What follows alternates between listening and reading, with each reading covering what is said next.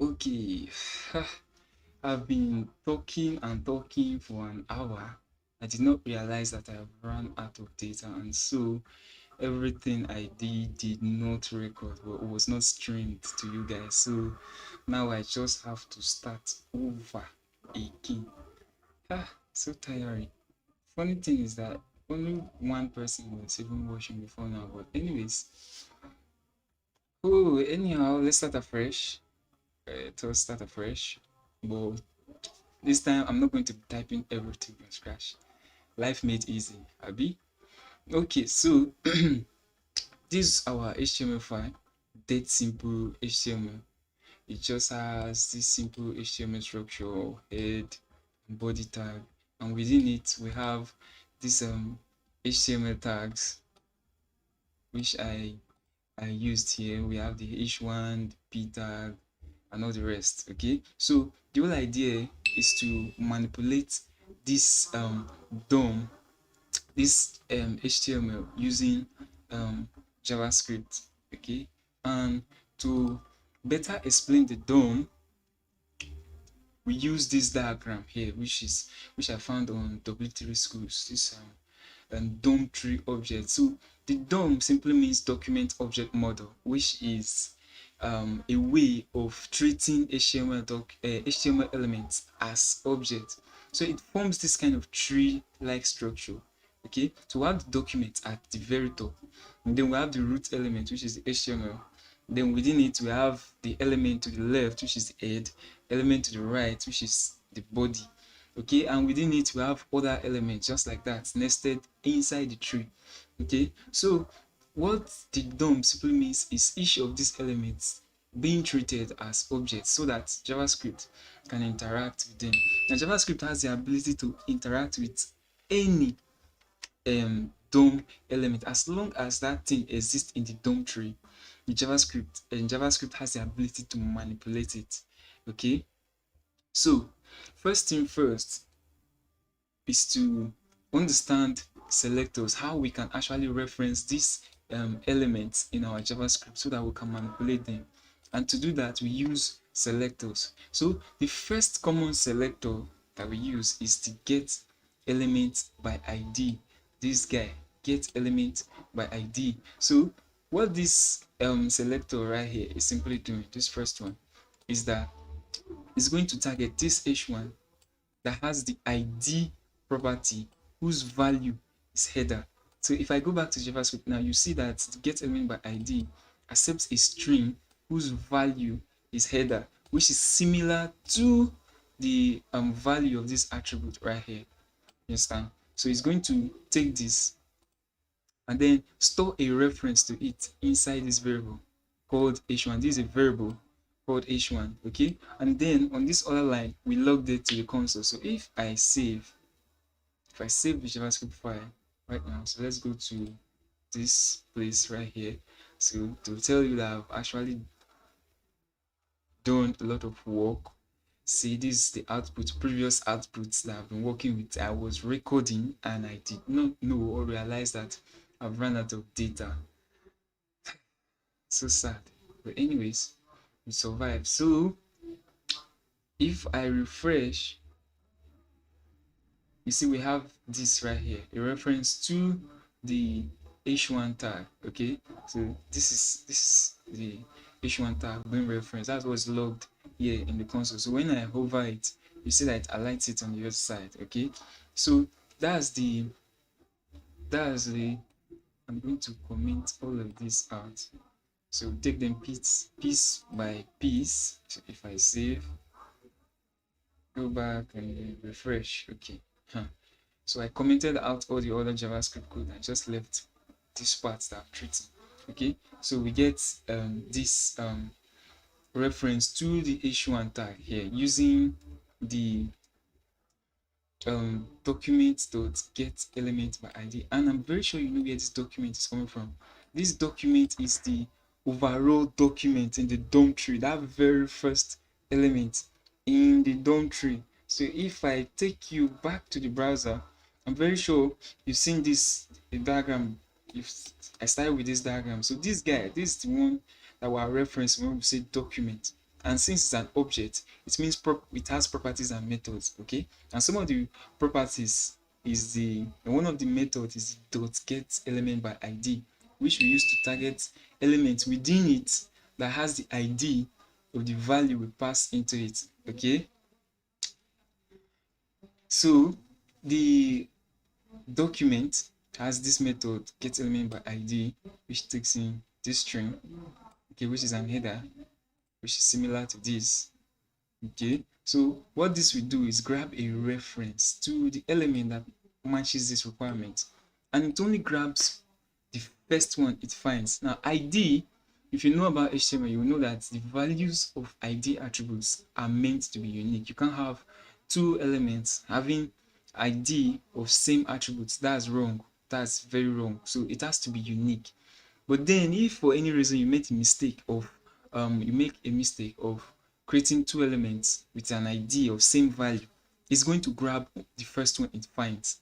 Okay, let's assume in your code you made a mistake of duplicating.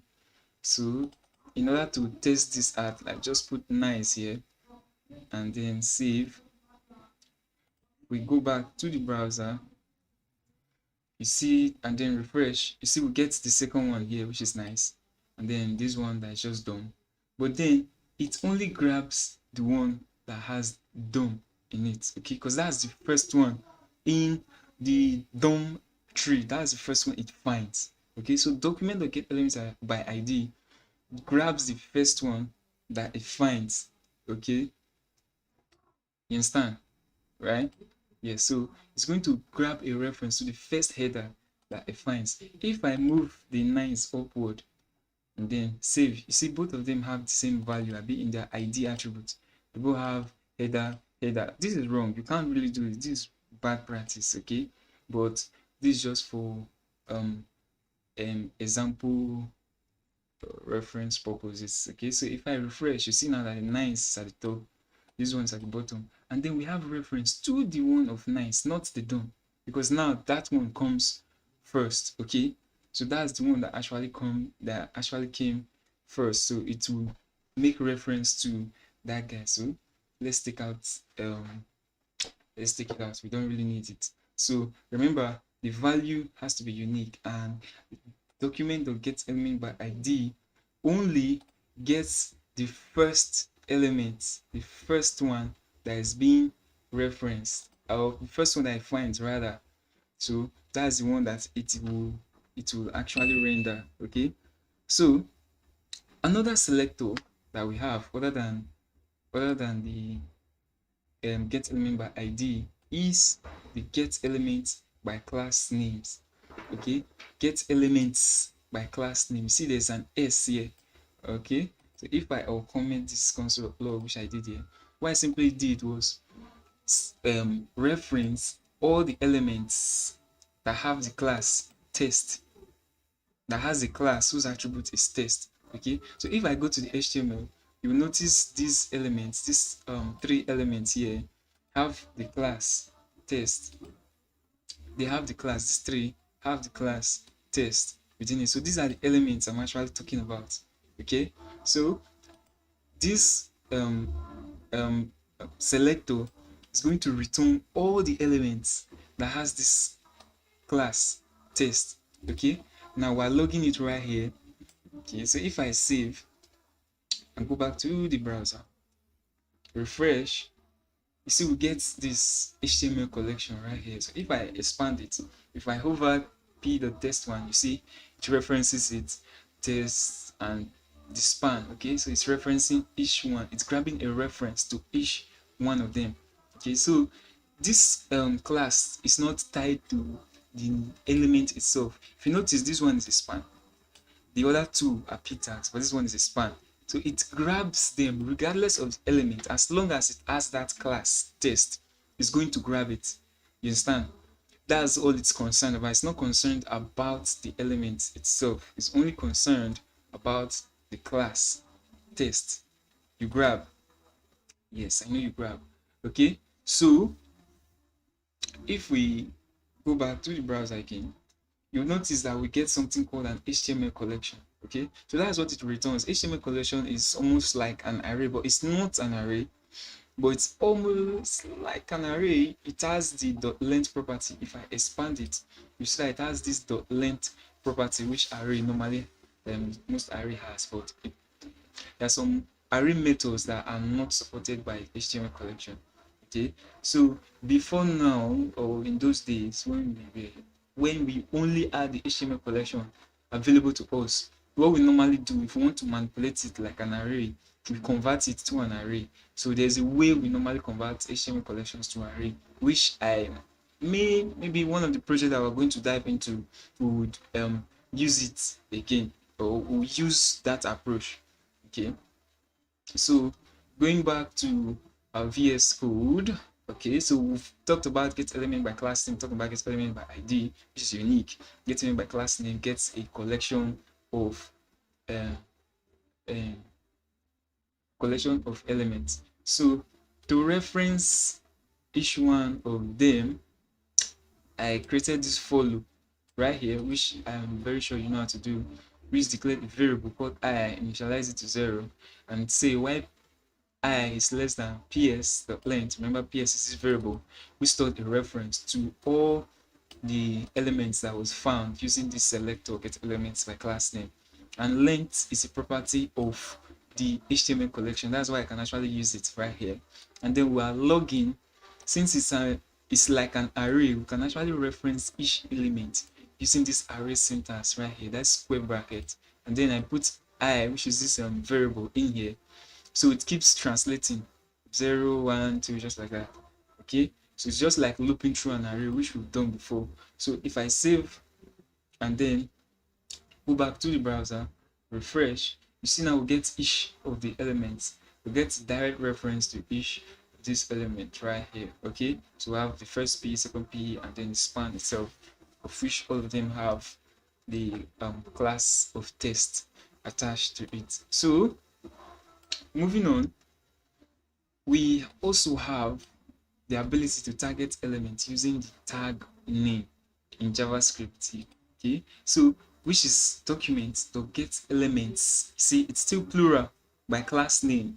Okay, and we are targeting div. You pass in the name of the element or the element tag name that you want to target. So what this will do is that it's going to go into the document and find all the divs that are inside, and then return an HTML collection. Okay, so if I uncomment this console.log that we did right here, okay, and as always, I forgot to bring you back to VS Code. I don't know why I always forget to do that.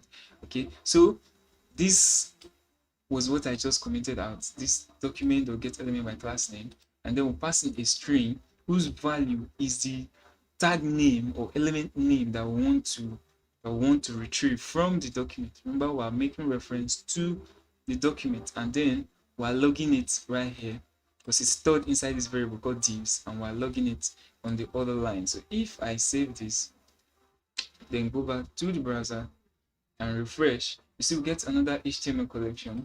If I expand, you see we get each of these divs, yes, including the one that has a class of parent. Okay, notice that's the length property, which is 5, right? So this guy make reference to each it's going to return an HTML collection which make reference to each of the div tag on this HTML document, all of them, including this one that has a class of parent that's not even concerned with this one that doesn't have class at all. You still grabbed it as well. You understand? Okay, as long as it's an element that is a div, it will grab it. That's what it's meant to do. Okay, so one simple exercise for you to do is you can look through it like we did here, and then print out each of those divs rather than logging the entire HTML collection like I did there. Okay, so another selector that we are going to talk about is the query selector. If you notice, they'll get element by ID, they'll get element by class name, they'll get elements by tag name. They are very cumbersome, are very long and tedious and difficult to work with. Okay, so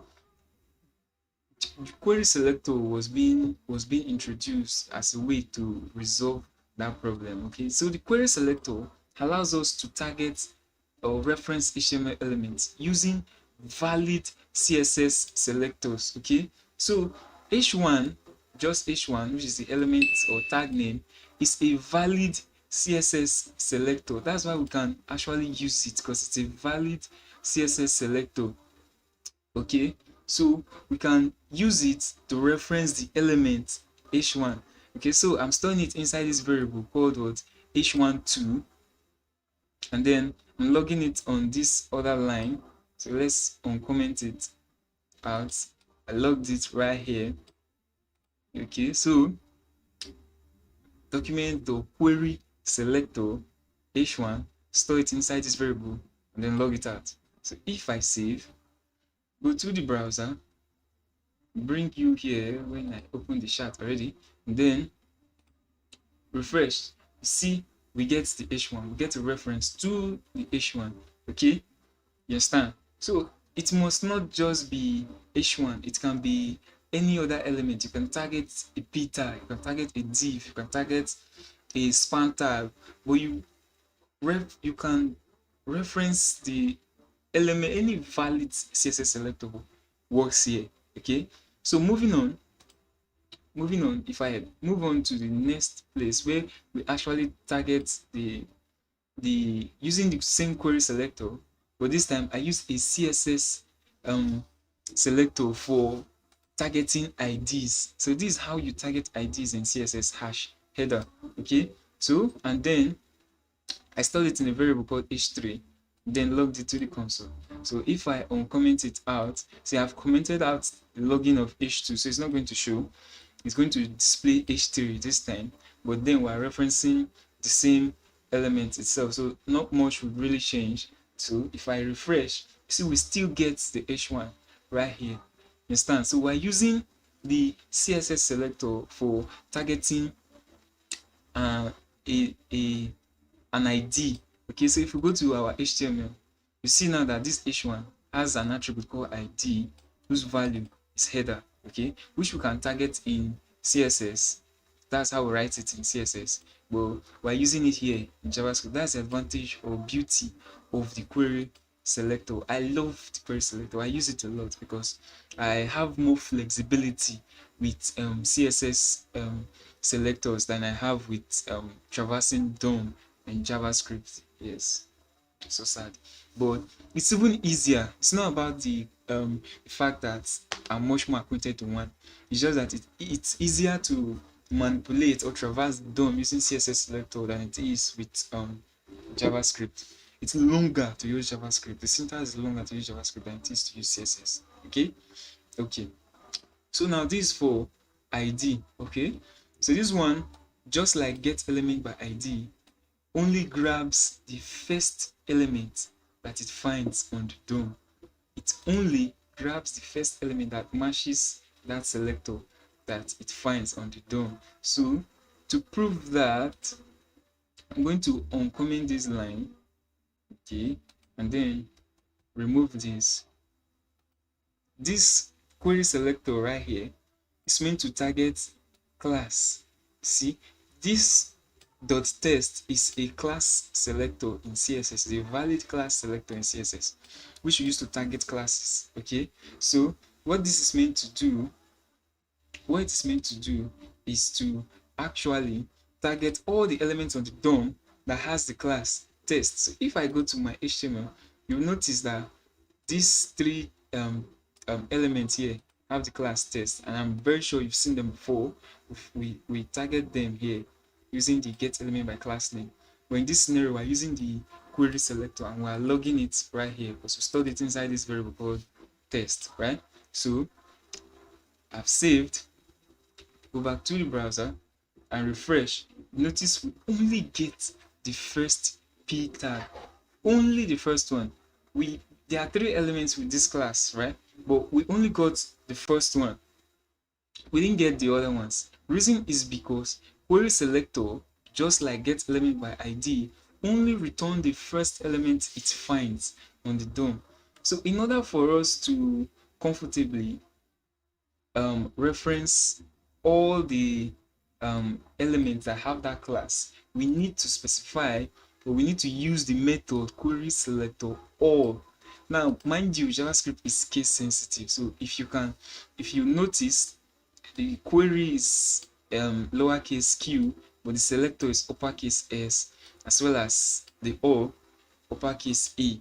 So be very careful of that. So make sure you put that into consideration whenever you're typing, because I noticed some of the students that messaged me on WhatsApp, they were typing codes that I know that would actually throw an error if you type it in a file and run it in the browser. Okay, so case sensitivity is important in JavaScript as well.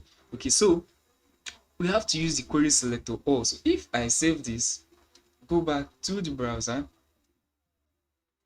and then refresh, we get a node list, not an HTML collection. Remember, get element by class names as well as get elements by tag name returns an HTML collection, but query selector or returns a node list. Now, both HTML collection and node list are like arrays. Yes, they are similar. Okay, so you can reference each element using the normal referencing pattern we use for arrays. So we have all the elements right here, p1, the two p tags with the class of test, as well as the span tag with the class of test. Okay, but we can actually reference each one like we do with arrays. But the difference between node list and HTML collection is that node list allows us to use more JavaScript methods than HTML collection. For instance, the for each is not supported in HTML collection, but the for each is supported in node list. So if you want to use the for each on an HTML collection, you have to convert it to an array. There's a way we do that, but node list you don't need to. You just for each, and it's going to work just fine.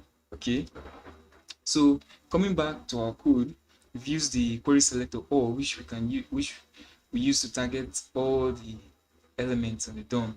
Okay, so if I want to target all the divs on the DOM as well, I can just put div. Remember, it accepts a valid CSS selector, and div is an element selector in CSS. Okay, so this now will grab all the div tags on this document and return it to us as a node list. So if we go back to the browser and refresh, we get a node list with all the div tags inside. So we have div, and the one with the class of parent. Okay. Okay, so back to the VS Code. That's for documents.query selector all. Okay, we log that right here. So let's take this out. Other than selectors, which we've done, getting reference to the HTML elements on the DOM. Okay, other than just getting reference, we need to manipulate them, right? So the first manipulation approach I'm going to talk about is the remember, each element on the DOM is an object, right? So they have properties and method. So one of the properties for manipulation I'm going to discuss about is the dot inner HTML, which you see that I used on this line. So I'm referencing the h1 tag, the h1 element, which we target here using getEmberID by ID, which is also here, but we'll store it in a different variable, h12. Okay, so I'm targeting that h1 and then grabbing the property dot inner HTML. Notice the casing, very important. Inner is all lowercase, HTML all uppercase. Okay, so if I save this and then go back to the browser and refresh, you see we get the test content, JavaScript tutorials -- done. Okay, now it is very important that you note this. The dot inner HTML returns its value as a string. It doesn't return the inner HTML as it is, rather it returns it as a string. Okay, so if I use the console.log the dot inner HTML of parent, which I referenced here, save. So this query selector dot parent, which is a class selector here, it's meant to target this guy, this div right here, with the class of parent. Okay, that's what it's going to grab. It's going to grab a reference to this HTML, and then, oh my goodness, I forgot to bring you guys here as well. So I'm going to target, well, I'm targeting this div right here that has a class of parent. Okay, this is the div I want to target inside the JavaScript. On this line, that's why I did that. I declared a variable or constant called parent and use the document of queryselector, and then pass in a class selector of CSS, which is dot parent, okay, to reference the parent element stored in this one. Then I'm console.login parent.inner HTML, and the inner HTML of this div right now is a p tag, right? There's a p tag inside. That's the inner HTML. That's the HTML that is inside it. So if we go back to the browser and then refresh, you see we get the p tag that is here. It doesn't return a reference to the p tag, rather it returns a string representation of the inner HTML. You understand? So if we do something now, let's go to the JavaScript, and then before our we just do a type of parent that's inner HTML. I'm very sure you know what type of is meant to do. So if I save this and then go back to the browser and refresh, you see we get string, right? So the type of the inner HTML that is returned is a string. Okay, so it returns a string representation of the HTML within the element that is being referenced. Okay, within the element that we're talking about or that we want to manipulate using the inner HTML. Okay, other than retrieving the inner HTML, we can also use the .inner HTML property to change or modify the inner HTML of an element. So on line 31, we say parent.inner HTML, and then we set it equal to h2 and a string that has the h2 element whose value is nice to meet you. Okay, so if I save this, then go back to the browser and refresh, you see it's now changed to an h2 tag. You see it's now bold, it's bigger than the previous one. It was smaller before, but now it's bold because it's no longer a p tag, now an h2 tag. Okay, so we changed the inner HTML. So if you notice, we passed in a string. See, strings in JavaScript are enclosed in either double or single quotes. We also have string literals, which I don't think I've used, but I'll get to it in one of our classes as we proceed. Okay, so this is a string, but within that string is an HTML tag. So the browser would recognize it that it's an HTML tag and pass it properly. Pass, P-A-R-S-E, not P-A-S-S, maybe exam. Okay, so to pass it properly and then render it as an HTML element. Okay, so the .inner HTML allows us to actually do that. One other property that we use .inner test content. Okay, the inner test rather.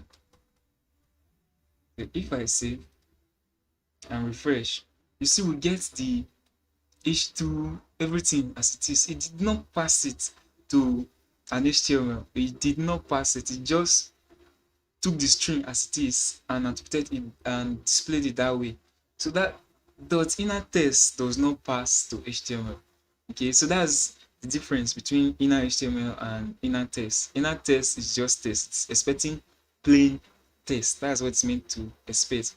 But inner HTML expects a string that is an HTML, so to pass it properly and render it well, render it as an HTML. So you get the difference, right? Yes, I know you are. Yeah, I trust you normally. You understand? You know the difference. Okay, so moving on, it's not just about manipulating the inner HTML or the content. We can also manipulate styles of these elements. Okay, so on this line, on this line 34, I actually made reference to the h1, called the h1. Then dot style dot color is going to, dot style simply references all the CSS properties that are attached to this h1. Then dot color is one of those properties. Then I'm changing the value to orange red. Okay, so if I save this, go back to the browser and then refresh, you see now that our h1 is now orange red in color. Understand? So we're manipulating it from the JavaScript. I believe you are following. Yes, you are very much following.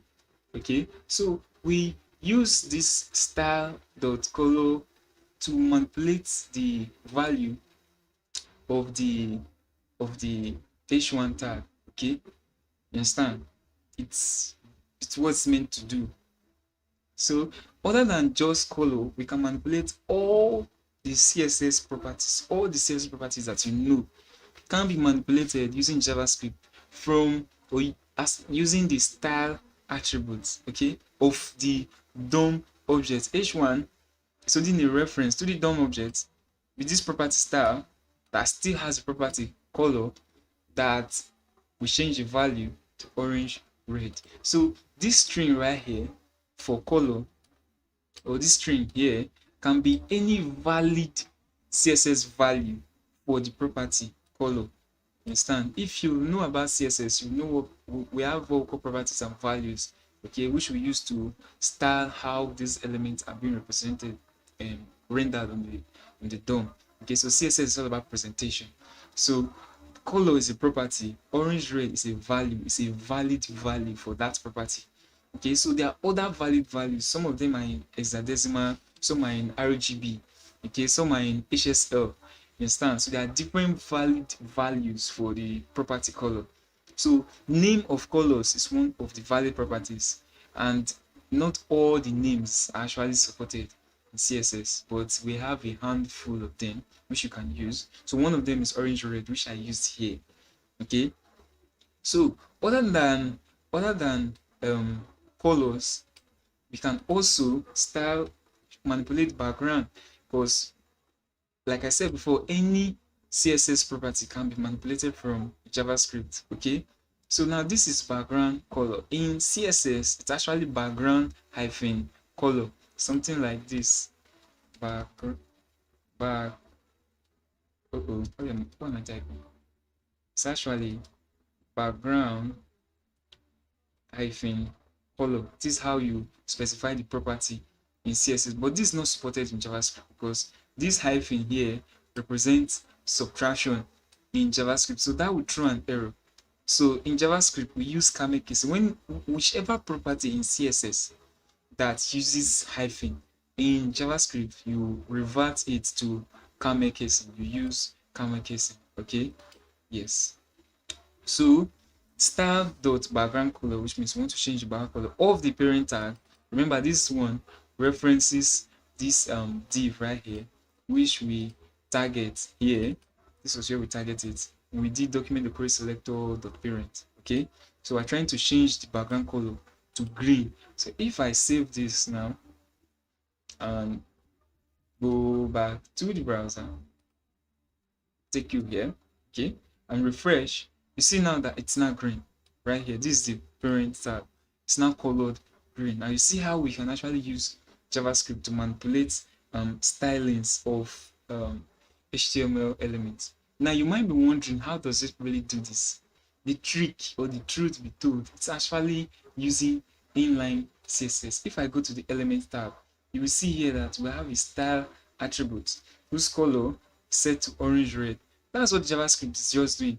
It's just attaching inline CSS. Okay, so we have three ways of applying CSS to our HTML, which is inline, internal, and external. External is when you create an external style sheet and then use that style sheet to determine how your DOM will be represented, or use that style sheet to style the HTML and then just link it using the link tag, which we did in our HTML. Okay, so inline is just specifying those properties and values of CSS inside the open tag of that element, which is what the JavaScript just does for us. So it only makes it easier, okay, than typing it here yourself. That's the only thing it does. Okay, so all it's simply doing is adding inline CSS. That's all it's doing. Nothing special, nothing fancy. Okay, so other than styles, other than CSS styles, you can actually manipulate attributes, any attributes at all that exist within the HTML element. Okay, so let's say I want to set the attributes class. Remember, class is also an attribute that you can set on an HTML. So I want to use JavaScript to set the attributes on an H1 that we referenced initially. Remember the H1, right? Okay, this guy right here. Okay, this guy right here, which we referenced here, which we store the reference to in this variable. Okay, so we call the dot set attribute. Okay, this is a method. It takes in the attribute we want to set, which is class in this scenario, and then the value we want to set it to, which I said should be test. Okay, so if I save this, and then we'll go back to the browser, and then refresh to load in the new JavaScript, because we have to refresh this time. But I think I'm going to install live server later on, but I deliberately did not install it or use it so that you guys will know that on each time you make a change, the old JavaScript is still running in the browser, so you need to refresh to load the new one. Okay, so even if you've changed the code, you have to refresh it to get the new JavaScript. Okay, so now if you notice in this the H1, we now have this class attribute which was not here before, and the value is now test. You get? So that we accomplished from our JavaScript directly. We just set the attribute class to what? To test. That simple. Also, we can even change the value of an already existing attribute. For instance, the ID. Remember, the H1 has an ID already, which I specified here in the HTML, whose value is what? Header, right? So I want to change it. I want to change that value of that ID to test. Okay, so if I save, go back to the browser and refresh, you notice the ID is now test, similar to the class. So both the ID and class, it's not the same thing, test. Okay, so you understand, it changes the attribute, it will replace it. If you've already specified it in the HTML, set attribute would replace it with a new the current or with the specified value, whatever you specify here.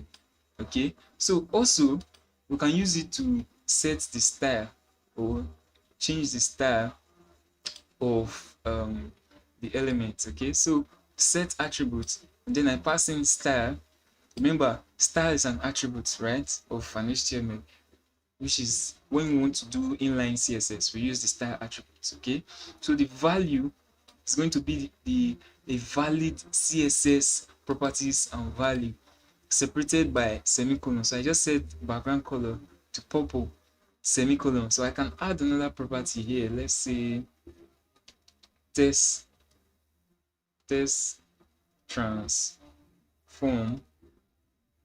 then set it to uppercase, semicolon. So normally if I want to write this in a CSS file or inline, this is the value I would give to this style attributes. Okay, so if I save this, oh my goodness, I did not bring you guys to the VS Code.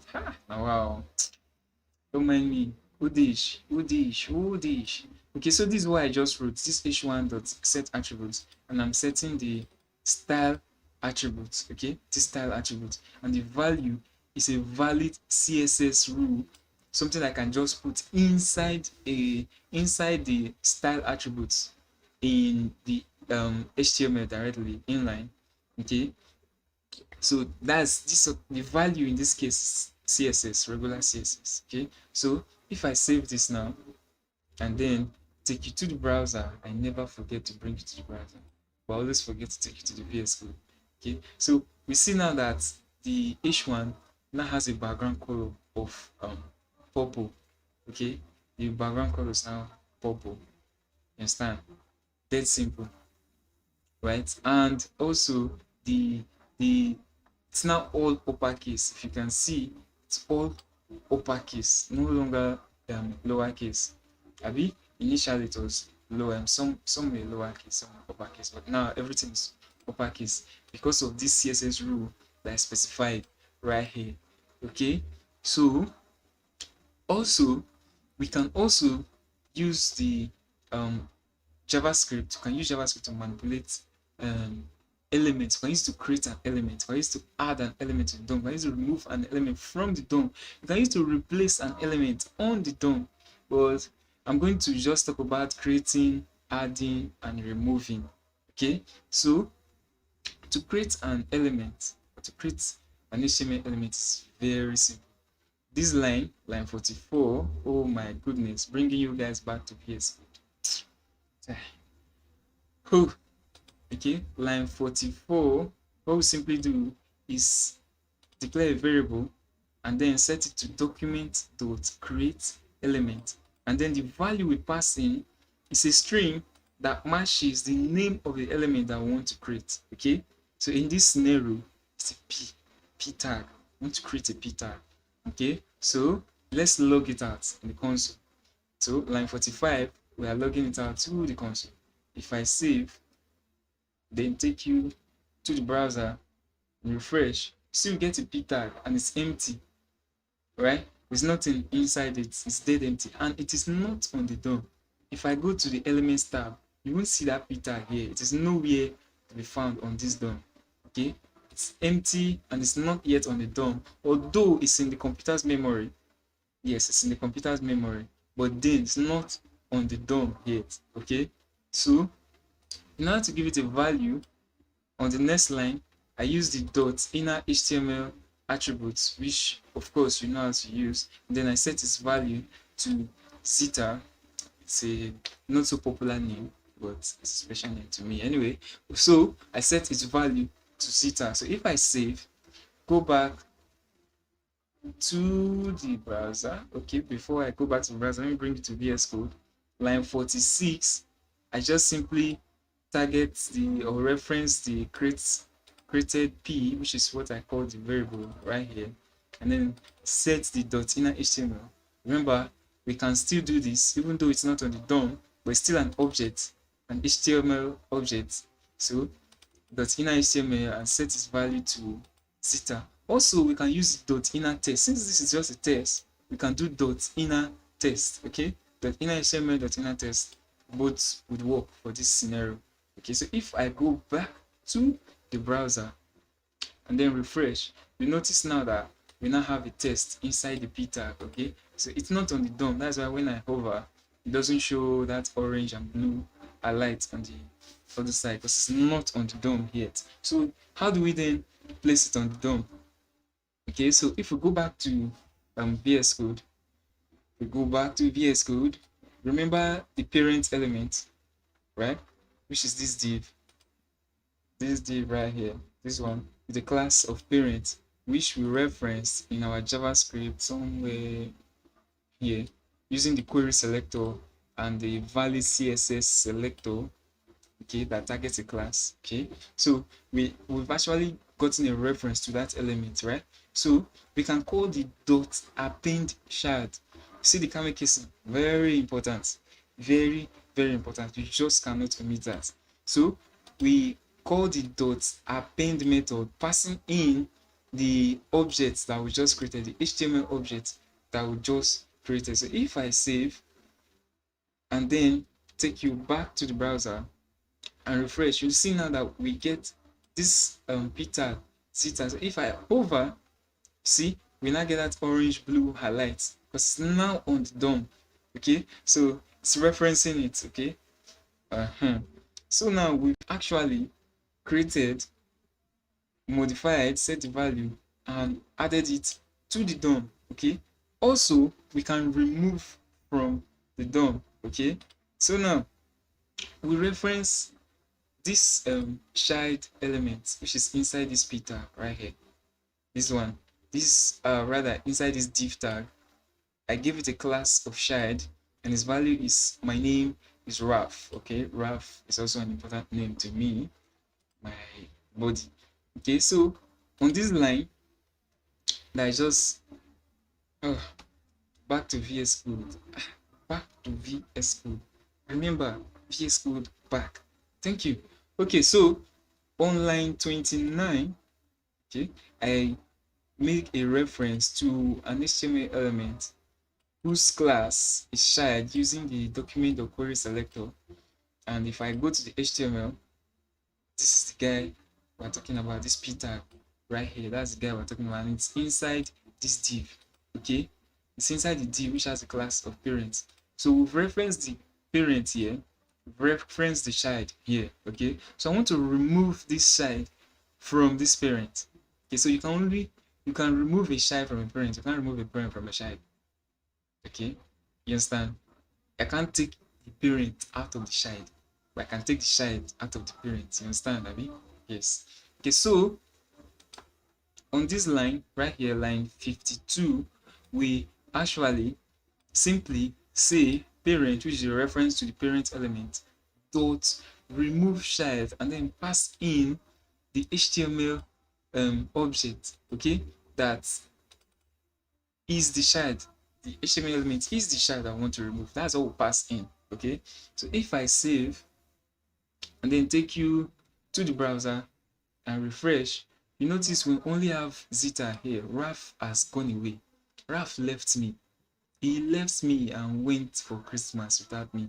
But yeah, we survived. So we took out Ralph from the parent.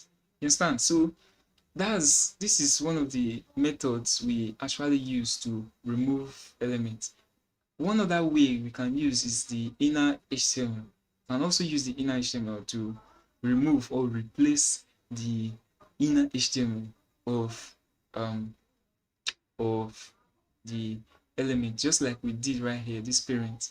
So if I uncomment this now, this guy will replace both Ralph and Zeta. This one I highlighted on line 25. If I bring it down, let's say I bring it down beneath this point, or beneath the append child position where both Zeta and Ralph is in the parent, this one will replace both of them. Okay, so you can try that on your own and see how the inner HTML can replace everything that is inside the HTML. Okay, so I'm really exhausted.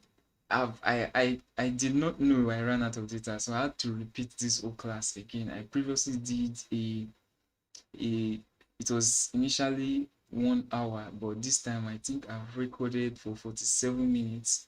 Okay, so it's not easy. So I've done a 1 hour 47 minutes class and only got 47 minutes out of it because I ran out of data and the whole thing was not streaming. It just was not streaming, and I was on my way. It showed disconnected, but I didn't really check why it disconnected. I thought it reconnected. I didn't know it did not reconnect at all. So anyways, thank you guys for watching. I really appreciate and I'll see you in our next class where we start doing some more DOM manipulation. Probably move on to DOM traversing. Then after DOM traversing, we'll do a project that covers all what we've done so far. Probably build a game, and I'm thinking of a small game that we're going to develop. Okay, so thank you guys once again. Season's greetings. Let me be the first person to greet you. Okay, so am I really the first? It's a talk safe. I don't hide. Anyhow, I'm hungry to beat me. I need to go chop. Okay, so good night and